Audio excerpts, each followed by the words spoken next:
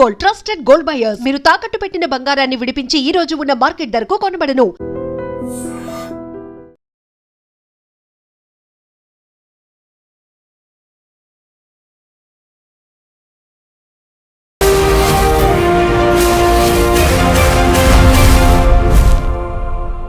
నమస్తే, welcome to I dream social spotlight with Kavitha. Strait of Hormuz జలసంధి అనేది ఫిబ్రవరి 28 తర్వాత ఇప్పటిదాకా క్లోజ్ గానే ఉంది. 1-2 రోజులు ఓపెన్ చేసినప్పటికీ జరుగుతున్నటువంటి దాడులు, యుద్ధం వల్ల అది క్లోజ్ అయిపోయింది. ప్రపంచవ్యాప్తంగా 20% వాణిజ్య నౌకల రవాణా అనేది దాని నుంచి జరగాలి, వాటికి అక్కడ డిస్టర్బెన్స్ ఏర్పడింది. ఇప్పుడు సరికొత్తగా హౌతీలు రెడ్ సీలో ఉన్నటువంటి బాబ్ ఎల్ మండేబ్ ను కూడా క్లోజ్ చేస్తామని అనౌన్స్ చేశారు. అంటే మరో 12% మీద ఎఫెక్ట్ అనేది పడబోతోంది. నిజంగా ఈ యుద్ధం ఎఫెక్ట్ ఇంతలా పడుతున్నప్పుడు ఈ అంతర్జాతీయ సముద్ర జలాల మీద ఆధిపత్యం అనేది ఎవరికి ఉంటుంది? యునైటెడ్ నేషన్స్ ఏం చేస్తోంది? ఎవరి దగ్గరైతే ఈ సరిహద్దులు ఉన్నాయో, ఎవరి దగ్గరైతే జలసంధులు ఉన్నాయో వారిదే ఆధిపత్యంగా ఉంటుందా? మిగతా దేశాలు ఏం చేయలేవా? మనతో పాటుగా ఉన్నారు జియో పొలిటికల్ ఎక్స్పర్ట్ గిరిధర్ మామిడి గారు. నమస్కారం అండి గిరిధర్ గారు, ఎలా ఉన్నారు? నమస్తే అమ్మా. నమస్తే.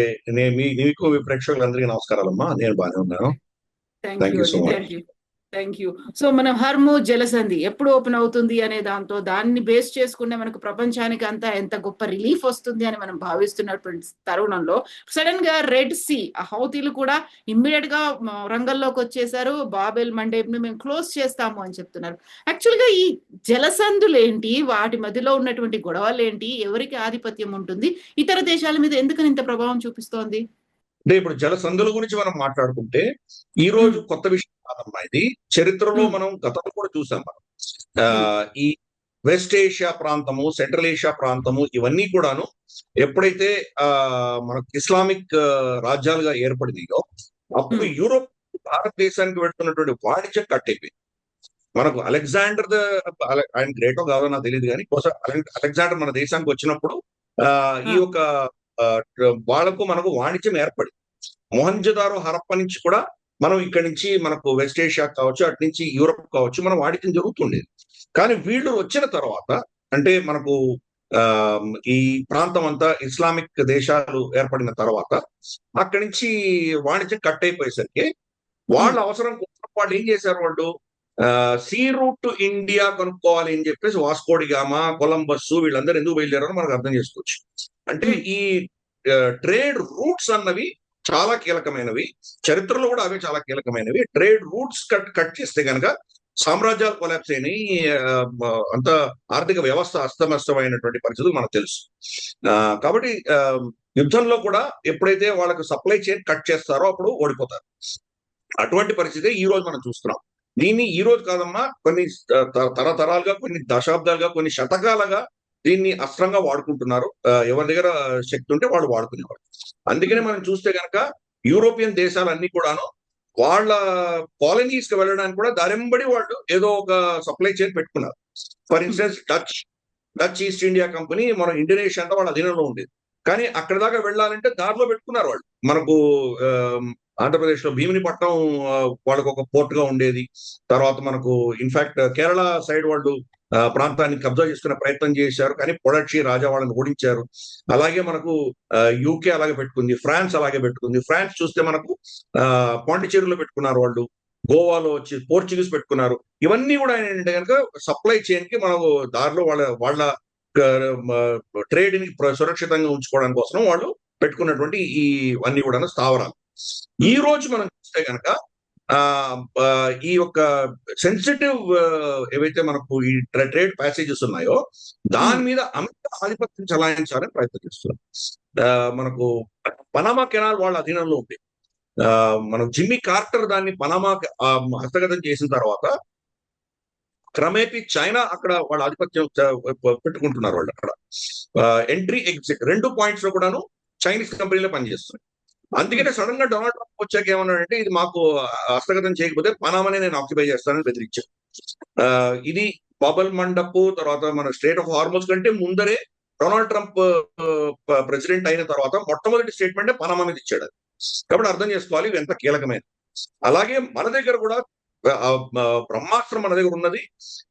మనకు అండమాన్ నికోబార్ ఐలాండ్స్ నుంచి వెళ్ళేటువంటి ఛానల్ 10 ఏదైతే అంటామో, మన 10 డిగ్రీ ఛానల్ అంటామో, అది మనకు ఒక అస్త్రం లాంటిది. రేపటి రోజు చైనాని మనం అరికట్టాలంటే కనుక ఇక్కడ మనం కాపు కాసి వాళ్ళని ఆపామంటే కనుక ఇవన్నీ కూడా ఆగిపోతాయి. కాబట్టి ప్రపంచంలో ఈ వల్నరబుల్ చోక్ పాయింట్స్ అని ఉన్నాయి, చాలా ఉన్నాయి ఇవన్నీ కూడాను. అలాగే మనకు చైనా చోక్ పాయింట్స్ ఉన్నాయి. చైనా కానీ రష్యా కానీ చాలా పెద్ద దేశాలు, కానీ వాటికి దౌర్భాగ్యమైన పరిస్థితి ఏంటంటే వాళ్ళకు ఓపెన్ సముద్రానికి యాక్సెస్ లేదు. వాళ్ళు చైనా వస్తే చైనా సముద్రం అంతా కూడాను first chain of islands, Japan, Taiwan, south Korea, Philippines, వీళ్ళందరూ కాపు కాస్తున్నారు. దీన్ని దాటి వెళ్తే కనుక అక్కడ మళ్ళీ అమెరికన్ ఇన్ఫ్లుయెన్స్ చాలా ఉంది. సోలమన్ ఐలాండ్స్ కావచ్చు, ఫీజీ కావచ్చు, గువామ్ కావచ్చు, వనువాటు, కిరిబాటి, మార్షల్ ఐలాండ్స్, ఇటువంటి చాలా ఉన్నాయి. సో ఇవన్నీ కూడా అమెరికా అధీనంలో ఉన్నాయి. కాబట్టి ఇవన్నీ దాటి వాళ్ళు పెసిఫిక్ ఓషన్ లో వెళ్ళడం చాలా కష్టం. అదే పరిస్థితి రష్యా కూడా. రష్యా ప్రపంచంలోనే అన్నిటికంటే పెద్ద దేశం అయినా కానీ కూడా వాళ్ళకు ఉన్నటువంటి ఆర్క్టిక్ సముద్రం అంతా కూడాను కంప్లీట్ గా మంచుతో నిండిపోయి ఉంటుంది. అటుపక్కన చూస్తేనేమో అలాస్కా ఉంది, అలాస్కాలో అమెరికా ఉంది. అమెరికాని వాళ్ళు దాటి వాళ్ళైతే రాలేదు. ఇటు పోని యూరోప్ నుంచి వద్దామంటే కనుక పైనుంచి వాళ్ళకు బాల్టిక్ సముద్రం నుంచి తిరిగి రావాలంటే అక్కడ బాల్టిక్ దేశాలు కూర్చున్నాయి, నేటో దేశాలు కూర్చున్నాయి, అక్కడి నుంచి రావడం చాలా కష్టం. కాబట్టి ఈ చోక్ పాయింట్స్ అన్నవి ప్రపంచంలో దాన్ని అస్త్రంగా చాలా దేశాలు వాడుకుంటున్నాయి. అది చాలా కీలకమైంది, ప్రపంచ ఆర్థిక వ్యవస్థకే చాలా కీలకమైంది. అమెరికా దీన్ని వార్ ఆఫ్ చాయిస్ అని అందరూ పిలుస్తారు. అసలు వాళ్ళకు ఇరాన్ ఎటువంటి విభేదాలు లేవు, ఎటువంటి సమస్య లేదు. అదే పనిగా కయానికి కాల్ రూబి మనకు అమెరికాను ఇజ్రాయెల్ ఇద్దరు కలిసి ఇరాన్ మీద దాడి చేయడం అన్నది మనం చూసాం. అది దానివల్ల ఇంకా వాళ్ళకు ఉన్నటువంటి ఏకైక అస్త్రం ఈ స్ట్రెయిట్ ఆఫ్ హార్మోస్, దాన్ని వాళ్ళు కబ్జా చేసుకున్నారు. అక్కడి నుంచి ఏం వెళ్ళడానికి వీల్లేదని వాళ్ళు ఎప్పుడైతే శాసించారో, డొనాల్డ్ ట్రంప్ ఎంత కష్టపడుతున్నాడో, రోజు ఇప్పటికి 10-11 రోజుల నుంచి బొంబార్డ్మెంట్ జరుగుతోంది, అయినా కానీ కూడా స్ట్రెయిట్ ఆఫ్ హార్మోస్ లోపల చేయలేకపోతున్నాడు. ఒక సూపర్ పవర్ అయ్యుండి కూడా అమెరికా స్ట్రెయిట్ ఆఫ్ హార్మోస్ ఏం చేయలేకపోతుంది. వాళ్ళు ఇరాన్ ఏం చేస్తుందంటే క్యాలిబ్రేట్ చేస్తుంది. వాళ్ళ దగ్గర ఉన్న శక్తి అంతా మొదటి రోజు యూజ్ చేయట్లేదు, క్రమేపీ దాన్ని పెంచుకుంటూ పెడుతున్నారు. ఇంతలోపల ఏమైందంటే మనకు హౌతీలు ఎవరైతే ఉన్నారో వాళ్ళు కూడా షియాలు. హౌతీలు అన్నది మనకు ఇరాన్ యొక్క ప్రాక్సీ, మనకు తెలిసిన విషయం. హౌతీలు ఇరాన్ ప్రాక్సీ, అలాగే మనకు హెజ్బుల్లా ఇరాన్ ప్రాక్సీ, వీళ్ళిద్దరు కూడా షియాలు. హమాస్ కూడా ఇరాన్ సమర్థనతో నడుస్తుంది, కానీ వాళ్ళు సున్నీలు అయినా కానీ కూడా వాళ్ళని ఇరాన్ సమర్థిస్తుంది వాళ్ళు. సో వీళ్ళు ఏం చేశారంటే ఆ ఖమెనీ అంత్యక్రియలకు వీళ్ళు ఒక ఫ్లైట్ తీసుకొని సానా ఇంటర్నేషనల్ ఎయిర్పోర్ట్ నుంచి వాళ్ళు వెళ్ళారు. 300 మంది ఇక్కడి నుంచి హౌతీలు వెళ్ళారు ఎక్కడికి మనకు తెహరాన్కి వెళ్ళారు. తెహరాన్కి వెళ్ళి ఆయన సంతాపం అంతా అయిపోయిన తర్వాత మళ్ళీ తిరిగి వస్తుంటే సానా ఇంటర్నేషనల్ ఎయిర్పోర్ట్ మీద సౌదీ అరేబియా దాడి చేసింది. సానా ఇంటర్నేషనల్ ఎయిర్పోర్ట్ హౌతీల అధీనంలో. అక్కడ దాడి చేసేసరికి వాళ్ళు దాన్ని ఎమర్జెన్సీగా దాని ఫ్లైట్ వేరే ఎయిర్పోర్ట్ లో ల్యాండ్ చేయవలసి వచ్చింది వాళ్ళకి. సౌదీ అరేబియా వచ్చేసి సానా ఇంటర్నేషనల్ ఎయిర్పోర్ట్ మీద ఏ ఫ్లైట్ రావడానికి వీల్లేదు అని ఎయిర్ ఎంబార్గో ఇంపోజ్ చేశారు. దానికి ప్రతీకారంగా వీళ్ళు ఆభా ఇంటర్నేషనల్ ఎయిర్పోర్ట్, సౌదీ అరేబియాలో ఉన్నటువంటి ఎయిర్పోర్ట్ ని ధ్వంసం చేశారు హౌతీలు. తర్వాత దీన్ని ఎస్కలేట్ చేస్తూ మీరు సానా ఇంటర్నేషనల్ ఎయిర్పోర్ట్ మీద ఉన్నటువంటి ఈ యొక్క ఏదైతే మీరు దాని మీద ఆంక్షలు పెట్టారో, నో ఫ్లై జోన్ పెట్టారో, దాన్ని మీరు ఎత్తేయకపోతే మీ షిప్పులన్నీ మేము ఇక్కడ ఆపేస్తామని చెప్పి ఎదురుస్తున్నారు. కానీ దాంట్లో క్యాలిబ్రేటెడ్ చెప్పారు. ఏమంటారు, సౌదీ షిప్పులు మాత్రమే మేము పర్మిషన్ ఇవ్వమని చెప్తున్నారు. అంటే మిగతా షిప్పులు వెళ్ళొచ్చు. ఫర్ ఇన్స్టెన్స్ మనకు రష్యా షిప్పులు కానీ, యూరోప్ షిప్పులు కానీ, ఇతరత్ర ఏమేమి ఉన్నాయో అవన్నీ వెళ్ళొచ్చు. అలాగే భారతదేశం షిప్పులు కానీ ఇవన్నీ ట్రాన్సిట్ చేయొచ్చు. కానీ సౌదీ అరేబియా నుంచి వచ్చే షిప్పులు మాత్రం మేము ఇక్కడి నుంచి పోనివ్వము అని చెప్పి చెప్తున్నారు వాళ్ళు. మనకి ఏమైందంటే మనకు స్ట్రెయిట్ ఆఫ్ హార్మోస్ బ్లాక్ అయిన తర్వాత సౌదీ అరేబియా ఏం చేసిందంటే ఇటువంటి పరిస్థితి రావచ్చేమో అని తెలిసి వాళ్ళ జుబైల్ ఏదైతే మనకు ఫీల్డ్స్ ఉన్నాయో, సౌదీ ఆరాంకో ఫీల్డ్స్, అది ఈస్టర్న్ ఫీల్డ్స్ అంటారు అవి. అది ఇరాన్ చాలా దగ్గరగా ఉంటాయి. అది పర్షియన్ గల్ఫ్ నుంచి అక్కడి నుంచి బయటికి రావాలి. అందుకని ఇటువంటి సమస్య వస్తుందని తెలిసే ఇరాక్ యుద్ధం అప్పుడు, గతంలో గల్ఫ్ యుద్ధాలు అప్పుడు కూడా వాళ్ళు ఏం చేశారంటే పైప్ లైన్ వేసుకున్నారు. అక్కడి నుంచి పైప్ లైన్ వేసుకుని మనకు యాన్బు అని చెప్పేసి మనకు మదీనా దగ్గర ఉంటుంది, అక్కడ వాళ్ళు రెడ్ సీ పోర్ట్ లో దాన్ని ఆ పైప్ లైన్ నుంచి ఆయిల్ షిప్ లో లోడ్ చేసి పంపించే దిశగా వాళ్ళు పెట్టుకున్నారు. అంటే మొత్తం పర్షియన్ గల్ఫ్ మూతపడినా సౌదీ అరేబియా ఆయిల్ సప్లైలో ఎటువంటి సమస్య ఉండదు. అలా వాళ్ళు గతంలోనే వాళ్ళు చేసుకున్నారు. దాని నుంచి రమారమి మనకు 10 నుంచి 12% రెడ్ సీ నుంచి మనకు సరఫరా అవుతుంది. ఇప్పుడు ఏం చేశారంటే హౌతీలు ఇది డిక్లేర్ చేసేసరికి ఏషియా సైడ్ వెళ్ళవలసిన షిప్పులన్నీ కూడా ఆగిపోతాయి. సరే యూరోప్ వాళ్ళు వెళ్ళచ్చు, యాన్బు నుంచి అక్కడ మనకు దాని ఏమంటారంటే సూయజ్ కెనాల్ గుండా వాడు మెడిటరేనియన్ నుంచి అటు నుంచి యూరోప్ వెళ్ళొచ్చు, లేదా ఆ మెడిటరేనియన్ సీకి వెళ్ళి మళ్ళీ తిరిగి కేప్ ఆఫ్ గుడ్ హోప్ మొత్తం ఆఫ్రికాని చుట్టి వెళ్లాల్సి వస్తుంది. అంటే ఇక్కడి నుంచి బబల్ మండప్ చాలా దగ్గర, అది జస్ట్ ఒక 20 కిలోమీటర్ల గ్యాప్ ఉన్నటువంటి ఒక ప్యాసేజ్ అది. దాన్ని దాటితే గల్ఫ్ ఆఫ్ ఏడెన్ లోకి వస్తాయి షిప్లు, గల్ఫ్ ఆఫ్ ఏడెన్ నుంచి అరేబియన్ సీలోకి వస్తాయి. సో అక్కడ వాళ్ళు ఓన్లీ ఇప్పుడు సౌదీ అరేబియాకి వాళ్ళు కాపు కాసి వాళ్ళు ఈ యొక్క అటాక్స్ అనేది వాళ్ళు చేస్తున్నారు, వాళ్ళకి వార్నింగ్ ఇచ్చారు. సరే ఇప్పుడు మరి ఇది ఏ దిశగా ఎస్కలేట్ అవుతుందో తెలియదు మనకి. ఎంబీఎస్ వచ్చేసి ఆల్రెడీ డొనాల్డ్ ట్రంప్ తో మాట్లాడి డొనాల్డ్ ట్రంప్ పర్మిషన్ తీసుకునే ఈ దాడి చేశాడు అని వింటున్నాం. మరి అటువంటిప్పుడు అమెరికా ఎలా పర్మిషన్ ఇచ్చిందో నాకు తెలియదు. ఎందుకంటే అమెరికా ఈ రోజు ఇరాన్ తోటి యుద్ధం చేయడానికి సతమతం అవుతుంది. ఇరాన్ మీద బాంబులైతే వేస్తున్నారు, కానీ ఇరాన్ ఎదురుదాడులు వాళ్ళ స్థావరాలన్నీ గణనీయంగా దెబ్బతింది. జార్డన్ లో కావచ్చు, సిరియాలో కావచ్చు, ఇరాక్ లో కావచ్చు, బహ్రెయిన్ లో కావచ్చు, బాగా గణనీయంగా దెబ్బలు తగ్గినాయి. ఇంకా ఇరాన్ ఎస్కలేట్ చేస్తూ నెక్స్ట్ లెవెల్లో ఖతార్ కానీ, యుఏఈ కానీ, సౌదీ కానీ వీటి మీద దాడి చేస్తే ఏమవుతుంది. ప్లస్ వీళ్ళ ఇన్ఫ్రాస్ట్రక్చర్ మీద దాడి చేయలేదు ఇంతవరకు ఇరాన్. అంటే వీళ్ళ వాటర్ డిసలైనేషన్ ప్లాంట్స్ కానీ, లేదా విద్యుత్ సరఫరా కేంద్రాలు కానీ, లేదా వీళ్ళ ఆయిల్ ప్రొడక్షన్ కేంద్రాలు కానీ వాటి మీద ఇంకా దాడి చేయలేదు ఇరాన్. చేస్తే ఏమవుతుంది పరిస్థితి. అందుకని ఇంకా 4-5 మెట్లు ఉన్నాయి. అమెరికా మరి ఇది ఏ స్థాయిలో దాన్ని తీసుకెడుతుందో, ఇప్పుడు ఆపేస్తుందా, ముందుకు తీసుకెడుతుందా మనకు తెలియదు. అందుకనే మనం అమెరికా షూస్ లో మనం డొనాల్డ్ ట్రంప్ పొజిషన్ లో కూర్చొని మనం ఆలోచన చేశామంటే ఆయనకి ఏం ఆప్షన్స్ ఉన్నాయి. ఆ 14 పాయింట్ MOU ఏదైతే ఉందో కంప్లీట్ గా దాసోహం అన్నట్టే ఉంది. కాబట్టి అది ఎలాగో నిలవదు అని నేను చాలా కాలంగా చెప్తున్నాను. అదే జరిగింది అది. సో అది నిలిచేటువంటి సమస్య, అది నిలవదు అది. కాబట్టి ఇంకేం ఆప్షన్స్ ఉన్నాయి, యుద్ధం చేయడం తప్ప ఇంకేం ఆప్షన్స్ ఉన్నాయి ఆయనకి. కాబట్టి ఎంత వీలైతే అంత ఇరాన్ యొక్క శక్తిని క్షీణించి వాళ్ళ కెపాసిటీని ధ్వంసం చేయడం అన్నది ఒక లక్ష్యంగా పెట్టుకున్నారు. అల్టిమేట్ గా వాళ్ళకు యుద్ధం చేసే పటిమ, వాళ్ళ శక్తి పడిపోయిందంటే ఎప్పుడో ఒకప్పుడు వాళ్ళు డిస్కషన్కి వస్తారు. ఏదో మేము కోరిన కోరికలు వాళ్ళు యాక్సెప్ట్ చేయాల్సి వస్తుంది అన్నటువంటి ఈ యొక్క నరేటివ్ తప్ప ఇంకేమీ లేదు వాళ్ళకి.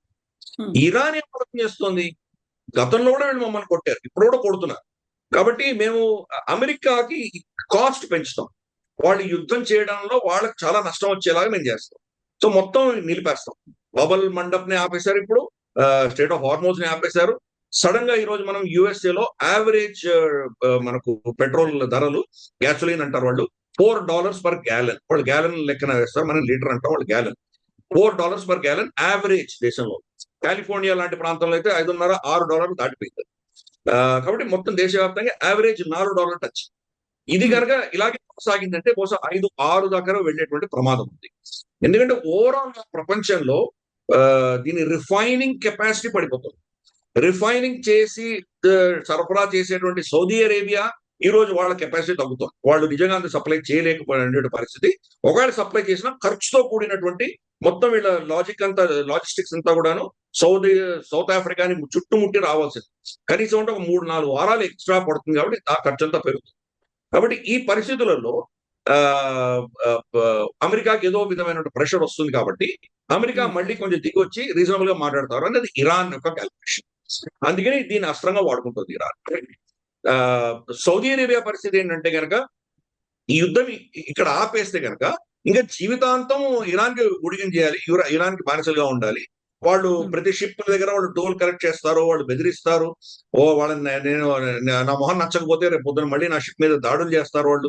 కాబట్టి ఇరాన్ కి నన్ను ప్రశ్నించే అధికారము, నన్ను ప్రశ్నించే శక్తి ఉండకూడదు. కాబట్టి వాళ్ళని నాశనం అయ్యి తీరాలి. దాంట్లో ఇజ్రాయెల్ వచ్చేసి హమాస్ ని, హిజ్బుల్లాని హ్యాండిల్ చేస్తుంది, హౌతీలను నేను హ్యాండిల్ చేస్తాను. ఇరాన్ కున్న శక్తి క్షీణించాలంటే వాళ్ళ ప్రాక్సీలు కూడా క్షీణించాలి. వీళ్ళు ముగ్గురు నాశనం అవుతాయి, కానీ ఇరాన్ యొక్క శక్తి తగ్గదు. కాబట్టి అమెరికా ఇరాన్ తో యుద్ధం చేస్తుండగా, ఇజ్రాయెల్ హౌతీలు మన హమాస్ హిజ్బుల్లా మీద యుద్ధం చేస్తుండగా నేను హౌతీలని కంట్రోల్ చేస్తానని సౌదీ అరేబియా దిగింది. సో ఇది అక్కడ జరుగుతున్నటువంటి ఈక్వేషన్స్. UAE కూడా ఏం చేసిందంటే ఇప్పుడు పైప్ లైన్ వేయడం మొదలు పెట్టింది. ఫుజేరా వాళ్ళు వచ్చేసి మనకు గల్ఫ్ ఆఫ్ ఒమాన్ లో ఉంటుంది, అది పర్షియన్ గల్ఫ్ లో ఉండదు అది. కాబట్టి వాళ్ళ అబుదాబిలో ఉన్నటువంటి ప్రొడక్షన్ అంతా కూడాను గల్ఫ్ ఆఫ్ ఒమాన్ లో డెలివరీ చేసి అటు నుంచి తీసుకువెళ్లే దిశగా వాడు కూడా ప్లాన్ చేస్తున్నారు. ఇదే అక్కడ జరుగుతున్నటువంటి పెద్ద విషయం అమ్మ. అందుకని ఎవరి యాంగిల్లో చూసినా కానీ కూడా వాళ్ళ గేమ్స్ ఆడుకుంటున్నారు, వాళ్ళ స్ట్రెంగ్స్ ఏమున్నాయో దాన్ని వాళ్ళు వాడుకుంటున్నారు, దాన్ని ముందుకు తీసుకెళ్లే ప్రయత్నం చేస్తున్నారు. కానీ ఇంకొకరి వీక్నెస్ ఒకరు ఎక్స్ప్లాయిట్ చేసే దిశగా ఇవన్నీ నడుస్తుంది. సత్యం మనకి ఇప్పుడు కూడా కనిపించట్లేదు. అఫీషియల్ గా ఇరాన్ ఈ 14-point MOU అన్నది అయిపోయింది. అఫీషియల్ గా వాడు యుద్ధం డిక్లేర్ చేశారు. ఇంతవరకు వాడు అఫీషియల్ యుద్ధం డిక్లేర్ చేయలేదు, ఇప్పుడు యుద్ధం డిక్లేర్ చేశారు. అమెరికా ఇంతవరకు కూడాను ఆ 14-point MOU మేము దాని నుంచి వెనక్కి పెడుతున్నామని అఫీషియల్ గా స్టేట్మెంట్ ఇవ్వలేదు. సరే, డొనాల్డ్ ట్రంప్ ప్రెస్ కాన్ఫరెన్స్ అన్నాడు, according to me that is dead అని అన్నాడు. కానీ అకార్డింగ్ టు మీ నన్ను అడిగితే నేను అంటాను అన్నాడు. కానీ అఫీషియల్ గా అమెరికా ఈ 14-point MOU నుంచి బయటకు వచ్చినట్టు వాళ్ళు చెప్పలేదు.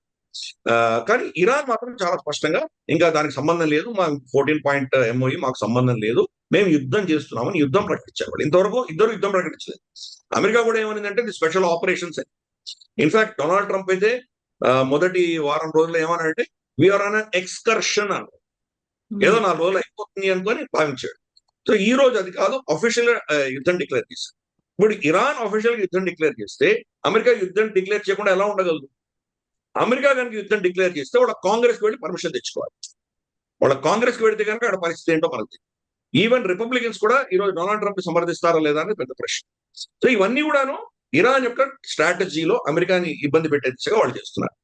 సరే, నేను ఈ విశ్లేషణ చేసినప్పుడంతా కూడాను చాలా మంది ప్రేక్షకులు ఏమంటారంటే ఇరాన్ పక్షపాతంతో మాట్లాడుతున్నాడు ఈయన, అసలు ఇరాన్ చాలా నష్టపోయింది అని నన్ను చాలా మంది కామెంట్ కూడా చేశారు గతంలో. నాకు ఇరాన్ అంటే ప్రేమ లేదు, నాకు అమెరికా అంటే ప్రేమ లేదు, నాకు నా దేశమే ప్రేమ, నా దేశం అంటేనే ఇంపార్టెంట్ నాకు. కాబట్టి అక్కడ జరుగుతున్నది విశ్లేషణ మాత్రమే చేస్తున్నాను. ఇరాన్ బాగా గణనీయంగా దెబ్బతింది, కరెక్ట్. కానీ వాళ్ళు దెబ్బలు తగిలించుకొని తట్టుకునేటువంటి ఒక నైజం బిల్డప్ చేసుకున్నారు. వాళ్ళు షహాదత్ అన్నది వాళ్ళ నరనరాల్లో ఉన్నది. ఎందుకంటే షియాలు వాళ్ళకి తెలుసు, కర్బలా మైదాన్లో ఇమాం హుసేన్ చనిపోయారు, వాళ్ళని చంపేశారు అన్నది వాళ్ళకు ప్రతి మొహర్రం అప్పుడు కూడా ఎలా వాళ్ళు రక్తం కార్చుకుంటూ వాళ్ళు అవన్నీ కూడా ర్యాలీలు చేస్తారో మనకు తెలిసిన విషయం. కాబట్టి షహాదత్ అన్నది వాళ్ళ మొత్తం సంస్కృతిలోనూ ఉంది. కాబట్టి దెబ్బలు తిన్నంత మాత్రాన వాళ్ళని ఓడిస్తాము, వాళ్ళని లొంగ తీసుకుంటాము అన్నటువంటి ఇజ్రాయెల్ కానీ అమెరికా కానీ వీళ్ళ నేరేటివ్స్ ఫెయిల్ అవుతున్నాయన్నది నా విశ్లేషణ. కానీ వాళ్ళకి ఆ శక్తి ఉన్నదంతా ఏంటి? ఇవో straight of Hormuz. Straight of Hormuz ని ఓపెన్ చేయడం ఆల్మోస్ట్ నెక్స్ట్ టు ఇంపాసిబుల్. మీరు ఇరాన్ సర్వనాశనం చేసినా, వాళ్ళ మీద మీరు న్యూక్లియర్ బాంబులు వేసినా కానీ కూడా ఇరాన్ చేయవలసిందంతా ఏంటంటే కనుక అక్కడ పెడుతున్నటువంటి 10 షిప్పుల్లో ఒక షిప్ మీద డ్రోన్ అటాక్ చేస్తే చాలు, మొత్తం ఇన్సూరెన్స్ కంపెనీని ఆగిపోతాయి. ఈ యొక్క భయం అన్నది ఉంటుంది. కాబట్టి ఇరాన్ కి పెద్ద ఖర్చు పెట్టక్కర్లేదు స్ట్రేట్ ఆఫ్ హార్మోస్ ని వాళ్ళ అధీనంలో పెట్టుకోవడానికి. అందుకని చర్చల ద్వారానో లేదా ఇతరత్ర ప్రెషర్ ద్వారానో వాళ్ళని లొంగ తీసుకోవాలి. కానీ ఇలా యుద్ధం చేసి మాత్రం ఇరాన్ తోటి పెద్దగా గెలిచేటువంటి అవకాశాలు చాలా చాలా అరుదు, చాలా తక్కువ. మనకు తెలియదు మనకు, బట్ ఏ లెవెల్లో వాళ్ళకు నష్టం వస్తే వాళ్ళు చర్చలకు ఒప్పుకుంటారు అన్నది చెప్పడం చాలా కష్టం. బట్ ఇందాక నేను చెప్పినట్టు వాళ్ళు తట్టుకునేటువంటి దెబ్బలు తినేటువంటి శక్తి వాళ్ళలో చాలా ఎక్కువ ఉంది. కాబట్టి అమెరికాకు లేదు. ఈరోజు 2 సైనికులు చనిపోతేనే అక్కడ ఆల్రెడీ చాలా చర్చలు జరుగుతున్నాయి. ఇంకా రేపు ఒక 10-15 మంది, 20 మంది, 30 మంది చనిపోయారంటే ఏమవుతుంది పరిస్థితి? సపోజ్ వాళ్ళ ఎయిర్ క్రాఫ్ట్ క్యారియర్ మీదనో లేదా వాళ్ళ ఇతరత్ర ఎస్టాబ్లిష్మెంట్ మీద దాడులు జరిగితే చాలా ఆల్మోస్ట్ 20-30 వేల మంది సైనికులు, అమెరికన్ సైనికులు ఈరోజు గల్ఫ్ ప్రాంతంలో ఉన్నారు. అక్కడ మేజర్ అటాక్ ఏదైనా జరిగి వాళ్ళు కనుక చనిపోతే కనుక ఇన్ఫాక్ట్ వాళ్ళ రెడార్స్ కానీ వాళ్ళ ఇన్స్టలేషన్స్ కానీ కంప్లీట్ గా ఎయిర్ డిఫెన్స్ పెట్టుకొని అంత స్ట్రిక్ట్ గా ఉన్నటువంటి ప్రాంతాలే ఈరోజు దెబ్బతిన్నప్పుడు వాళ్ళ సైనికులు ఉన్నటువంటి హోటల్ మీదనో అక్కడ ఉన్నటువంటి స్థావరం మీదనో పడి 20-30 మంది చనిపోతే ఏమో నిజంగా ఆ లాస్ ని తట్టుకునే శక్తి అమెరికాలో ఉందా? అది మనం అర్థం చేసుకోవాలి. దాన్ని ఈ రోజు ఇరాన్ ప్లే చేస్తుంది. అందుకని క్రమేపీ ఒకసారి యుద్ధం డిక్లేర్ చేసిన తర్వాత ఇది ఏ లెవెల్ కి తీసుకువెడతారు అన్నది అమెరికా మీద ఆధారపడి ఉంది. అమెరికాకి ఆప్షన్స్ లేవు. నేను అమెరికా యాంగిల్లో చెప్పాను, ఇరాన్ యాంగిల్లో చెప్పాను. కాబట్టి ఈ పరిస్థితి లాక్ జామ్ ని ఎవరు దీన్ని సాల్వ్ చేయాలి? ఇదిలా ఉండగా ఇంత లోపల ఏమైంది? ఇప్పుడు హౌతీలు సౌదీ అరేబియా మీద దాడి చేశారు కాబట్టి, ఆబా ఇంటర్నేషనల్ ఎయిర్పోర్ట్ కొట్టారు కాబట్టి అఫీషియల్ గా సౌదీ అరేబియా, పాకిస్తాన్ ఇద్దరు కలిసి హౌతీల మీద యుద్ధం చేయాలి. ఎందుకు? వాళ్ళిద్దరి మధ్యలో నేటో లాంటి ఒప్పందం ఉంది. ఏ ఒక్క దేశం మీద దాడి జరిగినా ఇంకొక దేశం వాళ్ళని సమర్థిస్తూ ఆ యుద్ధంలో దిగాలి అని వాళ్ళకి ఒప్పందం ఉంది. కాబట్టి ఇప్పుడు కనుక పాకిస్తాన్ సౌదీ అరేబియాని సమర్థిస్తూ యమన్ లో హౌతీలకు వ్యతిరేకంగా యుద్ధంలో దిగితే డైరెక్ట్ గా ఇరాన్తో యుద్ధం చేసినట్టు. అప్పుడు ఇరాన్ ఊరుకుంటుందా? ఇరాన్ మరి పాకిస్తాన్ మీద యుద్ధం మొదలు పెట్టిందంటే ఇది ఇంకా ఎక్స్పాండ్ అయ్యేటువంటి ప్రమాదం ఎక్కువ. ఎక్స్పాండ్ అవుతా మరి పరిస్థితి ఏమో. అప్పుడు ఇరాన్ పాకిస్తాన్ మధ్యలో యుద్ధం అడ్డు వస్తే కనుక అది థియేటర్ ఇంకా పెద్దగా అయ్యేటువంటి ప్రమాదం. అందుకని ఇవి ఏ దిశగా పెడుతుంది చెప్పడం చాలా కష్టం. ఇంత లోపల పాకిస్తాన్ కువైట్ తో కూడా మంత్రాలు చేస్తోందని వింటున్నాం. సౌదీ అరేబియాతో ఎలాగైతే ఒప్పందం ఉందో అటువంటి ఒప్పందమే కువైట్ తో పెట్టుకుందామని అనుకుంటున్నారు వాళ్ళు.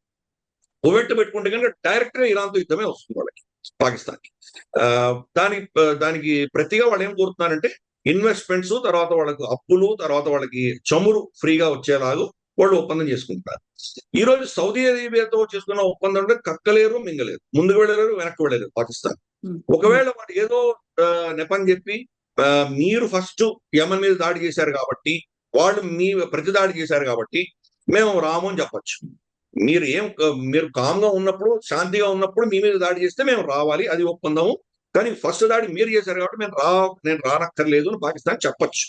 అది కనుక చెప్పిందంటే లక్షలాది మంది పాకిస్తానీయులు సౌదీ అరేబియాలో పనిచేస్తున్న వాళ్ళందరినీ వెనక్కి పంపించేస్తుంది సౌదీ అరేబియా.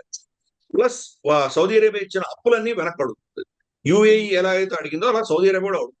కాబట్టి ఒక చాలా క్లిష్టమైన పరిస్థితిలో ఈ రోజు పాకిస్తాన్ ఇరుక్కుంది. ఏదైతే మధ్యవర్తిత్వం చేశారో అదంతా ఫ్లాప్ అయింది. ఈ రోజు డొనాల్డ్ ట్రంప్ కానీ, మార్కో రూబియో కానీ, మనకు జేడీ వ్యాన్స్ కానీ పాకిస్తాన్ గురించి ఎవరు మాట్లాడలేదు.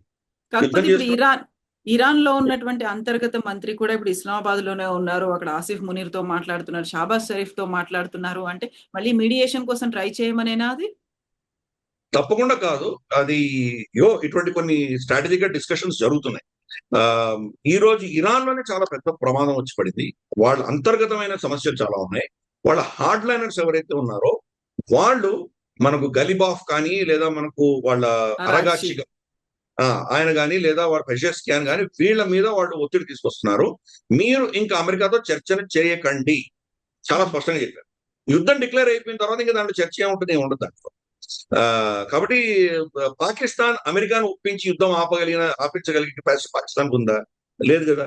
పాకిస్తాన్ మాట ఏమన్నా డొనాల్డ్ ట్రంప్ వింటాడా? వినడు కదా. డొనాల్డ్ ట్రంప్ ఆపదలుచుకుంటే నేనే ఆపాను అని చెప్పి నామూషి కంటే కూడా పాకిస్తాన్ నన్ను రిక్వెస్ట్ చేసింది కాబట్టి నేను ఆపాను అని ఏదో ట్వీట్ చేస్తాడు. అంతగా మించి ఏమీ లేదు. పాకిస్తాన్ కి సీన్ లేదు అక్కడ. కాబట్టి వాళ్ళు వెళుతున్నారు. వాళ్ళు ఒమాన్ కూడా వెళ్ళొచ్చారు, అరగాచి ఒమాన్ కూడా వెళ్ళొచ్చారు. సో వాళ్ళు అన్ని దేశాలు విజిట్ చేస్తున్నారు, అందరితో మాట్లాడుతున్నారు. వాళ్ళు ఇచ్చే మెసేజ్ ఒకటే సింపుల్: అమెరికా కనుక వాళ్ళకి యుద్ధం ఆపకపోతే మేము దీన్ని ఎస్కలేట్ చేస్తాము. ఎస్కలేట్ చేశామంటే కొన్ని దశకాల దాకా, 10-20 సంవత్సరాల దాకా మీకు కెపాసిటీ ఉండదు. ఒక్కోసారి ఆయిల్ ఫీల్డ్స్ ని ధ్వంసం చేస్తే కనుక ఆ మంటలు ఏమిటనే దాన్ని చల్లార్చడానికి కొన్ని సంవత్సరాలు పడుతుంది. మళ్ళీ ఆ కెపాసిటీ తీసుకురావడానికి చాలా సమయం పడుతుంది. కాబట్టి అటువంటి జరగచ్చు. డీసాలినేషన్ ప్లాంట్ కొట్టారంటే కొడితే కనుక వాడు ఏమో మళ్ళీ మొత్తం జనరేషన్ పవర్ ట్రాన్స్మిషన్ లైన్స్ అన్ని కొడితే కనుక దాన్ని రెస్టోర్ చేయడానికి ఎన్ని సంవత్సరాలు పడుతుంది. కాబట్టి ఆ స్థితికి తెచ్చుకోకండి అని అందరికి వార్నింగ్ ఇస్తోంది ఇరాన్. వాళ్ళు క్యాలిబ్రేటెడ్ గా దాన్ని ఎస్కలేట్ చేస్తున్నారు. అమెరికా ఇందాక అన్నట్టు వాడు ఏదో ప్రాంతాల్లో బాంబులు వేసి మేము అది చేసాం ఇది చేసామని వాళ్ళ ఓన్ కాన్స్టిట్యూన్సీ చెప్పుకునే ప్రయత్నం వాళ్ళు చేస్తున్నారు. కానీ వాళ్ళ నష్టాలు కప్పిపుచ్చే దిశగా వాళ్ళు అన్ని ఇన్ఫర్మేషన్ ని సెన్సర్ చేస్తున్నారు. ప్రస్తుతానికి 4 చనిపోయారు. 2 మొదటి రోజు చనిపోయినట్టు చెప్పారు, 3వ సైనికుడు మిస్సింగ్ అని చెప్పారు వాళ్ళు. అతను కూడా చనిపోయినట్టు ఈ రోజు మనకు ఇన్ఫర్మేషన్ వచ్చింది.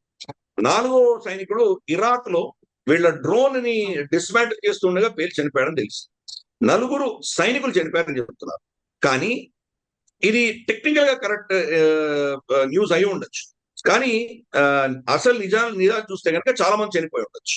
సో 17 అనేటువంటి లెక్కలు చెప్తున్నారు. మా 17 మంది సైనికులను చంపారు కాబట్టి మిమ్మల్ని వదిలే ప్రసక్తి లేదు, ఈ నెంబర్ మీ మీద ఇంకా ఎక్కువ డబుల్ చేస్తాము అనేది. అంటే 17 మంది యుద్ధం మొదలైనప్పటి నుంచి ఇప్పటి వరకు ఈ దాడిలో, ఇప్పుడు జరుగుతున్న దాడిలో 4 అఫీషియల్ గా చనిపోయినట్టు వాళ్ళు చెప్తున్నారు. కానీ 4 సైనికులు మాత్రం. మిగతా వాళ్ళు కాంట్రాక్టర్స్ చనిపోతే కానీ అది సైనికులు చనిపోయినట్టు కాదు కదా. కాంట్రాక్టర్లు అంటారు. వాళ్ళ అమెరికన్ ఆర్మీ అంతా కూడా కాంట్రాక్టర్స్ అంటారు. ఫర్ ఇన్స్టెన్స్ అక్కడ ఎయిర్పోర్ట్ లాజిస్టిక్ హ్యాండ్లింగ్ ఎవరో కంపెనీకి ఇచ్చేస్తారు. అక్కడ మిజైల్స్ ని, ఈ షెల్స్ ఇవన్నీ ఎయిర్ క్రాఫ్ట్ లో లోడ్ చేయడము, తర్వాత మన ట్యాంకుల్లో లోడ్ చేయడము, వాళ్ళకి పెట్రోల్ పోయడము, దాన్ని సర్వీస్ చేయడము, రిపేర్ చేయడం, ఇవన్నీ యంత్రాంగం ఏదైతే ఉంటుందో అదంతా సైన్యం చేయదు, సైన్యం ఎవరికో అవుట్ సోర్స్ చేస్తుంది. వాళ్ళు చనిపోతే కదా సైనికులు చనిపోలేదు కదా, అందుకే వాళ్ళు చెప్పకపోవచ్చు.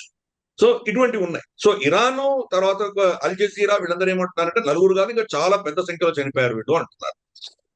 100 పైచిలకు ఈరోజు గాయాలు తగిలినాయి వాళ్ళకు అని మనకు తెలుస్తుంది. ఈ కాస్ట్ ఎస్కలేషన్ పెరిగే కొద్దీ అంటే వాళ్ళ ప్రజలు వాళ్ళ సైనికులు చనిపోయే కొద్దీ ఇంకా ఎక్కువ మంది చనిపోయే కొద్దీ అమెరికా మీద ప్రెషర్ పెరుగుతుంది. సో అందుకని ఈ పరిస్థితిలో ఎవరు గెలిచినా ఎవరు గెలుస్తారని చెప్పడం చాలా కష్టం. ఎవరు గెలవరు, అందరూ ఓడిపోతారు. ప్రపంచం దానికోసం వెయిట్ చేయట్లేదు. మొదటి నెల 2 నెలలు కష్టపడ్డారు అందరూ కూడాను. ఏప్రిల్ రాగానే ప్రత్యామ్నాయాలు చూసుకుంటున్నారు. ఇందాక నువ్వు చెప్పావు కదమ్మా 20% మనకు ఇక్కడి నుంచి వస్తుంది, ఓ 10%, 12% మనకు ఇక్కడి నుంచి వస్తుంది. ఆల్రెడీ అది కూడా తగ్గి 20%లో కూడా రమారమి ఒక 10% మేనేజ్ అవుతుంది. ఎందుకంటే మధ్యలోంచి షిప్లు వస్తూనే ఉన్నాయి, అక్కడి నుంచి ఏదో తక్కువ సంఖ్యలో అయినా కానీ వస్తూనే ఉన్నాయి. కాబట్టి ఒక 10-12% అక్కడ మనకు దెబ్బ తగ్గింది. ఇక్కడ మనకు స్టేట్ ఆఫ్ హార్మోస్ లో యావరేజ్ గా 10% మనకు ప్రపంచవ్యాప్తంగా సప్లైస్ 10% దెబ్బతిన్నాయి స్టేట్ ఆఫ్ హార్మోస్ లో. ఇక్కడ ఇందాక నేను చెప్పినట్టు యాన్బో నుంచి వాళ్ళు via Suez canal Europe supply వాళ్ళు కంటిన్యూ చేయొచ్చు వాళ్ళు. కాబట్టి మొత్తం అక్కడ ఉన్నటువంటి 12-13% ఏదైతే ఉందో అది మొత్తం దెబ్బతినదు. బహుశా ఒక 6-7% మాత్రమే దెబ్బతింది. అంటే రమారమి 17% ప్రపంచంలో 17-18% చమురు ఈరోజు దెబ్బతింటుంది. కానీ ప్రపంచం ఊరుకోలేదు కదా, ప్రత్యామ్నాయం చూసుకుంటున్నారు. మనకు 85% ఖతార్ నుంచి వచ్చేది వంట గ్యాస్. ఈ రోజు ఖతార్ నుంచి మనకి ఏమీ రావట్లేదు. మన ఇంట్లో మరి సిలిండర్లు దొరుకుతున్నాయి కదా, అంటే ప్రభుత్వం ఏదో చేసి ఉండొచ్చు కదా, అది మనం అప్రిషియేట్ చేయాలి. మనకు మొత్తం ప్రపంచంలో భారతదేశం ఏకైక దేశము 2 శత్రు దేశాల నుంచి లార్జెస్ట్ క్వాంటిటీ మనం ఇంపోర్ట్ చేసుకుంటున్నాం. ఒకటి రష్యా నుంచి ఆయిల్ ఇంపోర్ట్ చేసుకుంటున్నాము, క్రూడ్ ఆయిల్. అమెరికా నుంచి గ్యాస్ ఇంపోర్ట్ చేసుకుంటున్నాం. అమెరికా నుంచి, కెనడా నుంచి, Latin America, Brazil, Chile, Argentina ఇక్కడి నుంచి, అలాగే మనకు నైజీరియా నుంచి ఇతరత్ర ప్రత్యామ్నాయాలు చూస్తున్నాం. ఆఫ్ కోర్స్ రష్యా నుంచి ఆయిల్ ఇంకా ఇంక్రీజ్ చేశాం. వెనిజువేలా కూడా ఉంది, వెనిజువేలా లాగా ఉంది మనకి. అది ఆఫ్ కోర్స్ వెనిజువేలా అంటే అమెరికానే అనుకోవాలి, ఎందుకంటే మనం అది చాలా ఒక కరప్షన్ లో పరాకాష్ట అని చెప్పొచ్చు. అది వెనిజువేలా నుంచి వచ్చేటువంటి చమురుకు మనం వెనిజువేలాకి పే చేయం. ఒక ఇంటర్నేషనల్ బ్యాంక్ అకౌంట్ పే చేస్తే ఆ బ్యాంక్ అకౌంట్ లో నుంచి ప్రతి బ్యారెల్ కి కొన్ని డాలర్లు డొనాల్డ్ ట్రంప్ తన కుటుంబం తీసేసుకుంటారు. మిగతా దాంట్లో వాళ్ళ ఖర్చులు మినహాయించి వెనిజువేలాకి ఓన్లీ కొంత పోర్షన్ మాత్రమే పంపిస్తారు వాళ్ళు.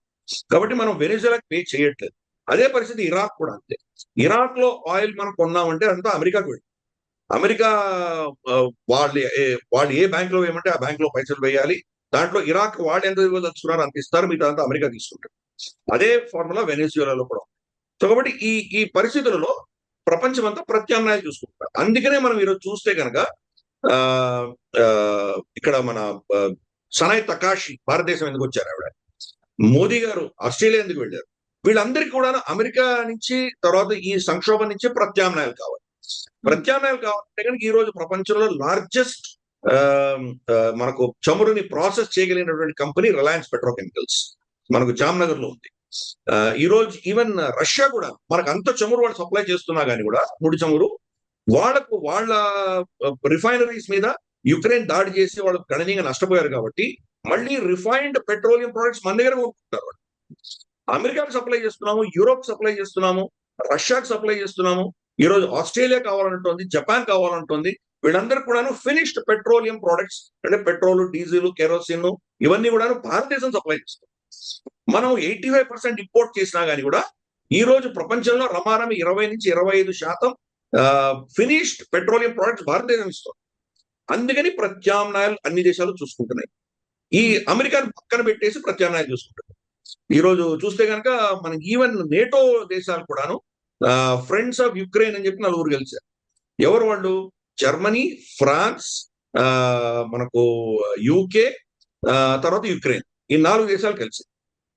అఫ్ కోర్స్ కేర్ స్టార్మర్ ఇప్పుడు లేరు, ఆయన వెళ్ళిపోయారు. యాండీ బర్న్హామ్ ప్రైమ్ మినిస్టర్ అయ్యారు నిన్ననే. అంతకంటే ముందర 2 రోజుల ముందర కేర్ స్టార్మర్ కలిశారు. అంటే అమెరికాను పక్కన పెట్టి డైరెక్ట్ గా పుటిన్ తో మాట్లాడుకుందామని వీళ్ళు నిర్ణయించుకున్నారు.